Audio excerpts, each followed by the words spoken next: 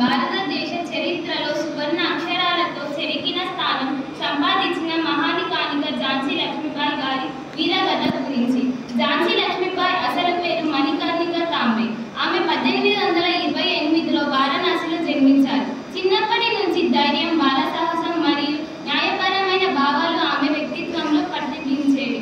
ఆమెకు గుర్రపు స్వారీ, ఖడ్గ విద్య, వీలు విద్య లాంటి యోధ కళల్లో పటిమ ఉండేది. తరువాత ఆమె ఝాన్సీ రాజు గంగాధరరావును వివాహమాడి లక్ష్మీబాయి అయ్యారు. రాజు మరణంతో బ్రిటిష్ వారు ల్యాబ్ సిస్టమ్ అనే విధానం కింద ఝాన్సీని తమ రాజ్యంలో కలపాలని నిర్ణయించారు. కానీ లక్ష్మీబాయి ఆ అన్యాయానికి తల వంచలేదు. ఆమె ధైర్యంగా నేను నా రాజ్యాన్ని ఇవ్వను అని గర్జించి భారత స్వతంత్రంలో చరిత్రలో ఒక అజరామరమైన నినాదాన్ని సృష్టించారు.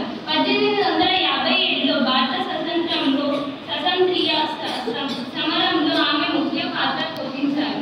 స్వయంగా సైన్యానికి నాయకత్వం వహించి శత్రువుల మీద యుద్ధరంగంలో సింహ స్వప్నాలు పోరాడారు. ఒక చేతిలో ఖడ్గం, మరొక చేతిలో తన చిన్న కుమారుడిని పట్టుకొని గుర్రంపై యుద్ధం చేసిన ఆమె రూపం చరిత్రలో చిరస్థాయిగా నిలిచింది.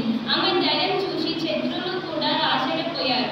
ఆమె కేవలం ఝాన్సీకి మాత్రమే కాకుండా మొత్తం భారతదేశానికి వీరనారిగా మారారు. 1858లో గ్వాలియర్ సమరంలో ఆమె చివరి శ్వాస విడిచారు. కానీ ఆమె మరణం ఓటమి కాదు, అది భారత స్వతంత్రం జ్యోతి మనంతరం ప్రకాశించడానికి కారణమైంది. ఆమె త్యాగం, ధైర్యం, దేశభక్తి దేశంలోని ప్రతి యువతికి ప్రాణానిగా నిలిచింది. ఝాన్సీ లక్ష్మీబాయి మనకు నేర్పిన ప్రధాన పాఠం మన హక్కుల కోసం, మన దేశ గౌరవం కోసం ఎప్పటికీ వెనకడుగు వేయకూడదని. ఆమె జీవిత కథ స్త్రీ కూడా యోధురాలుగా అవ్వగలదని నిరూపించింది. మనం ఈరోజు స్వేచ్ఛగా జీవిస్తున్నామంటే ఝాన్సీ లక్ష్మీబాయి వంటి వీరనారులు త్యాగం ఫలితమే. కాబట్టి ఆమె స్ఫూర్తిని మన హృదయాలలో నింపి దేశ సేవలలో మన భాగస్వామిగా కొనసాగిద్దాం. జై హింద్, జై భారత్. నాకు ఈ అవకాశం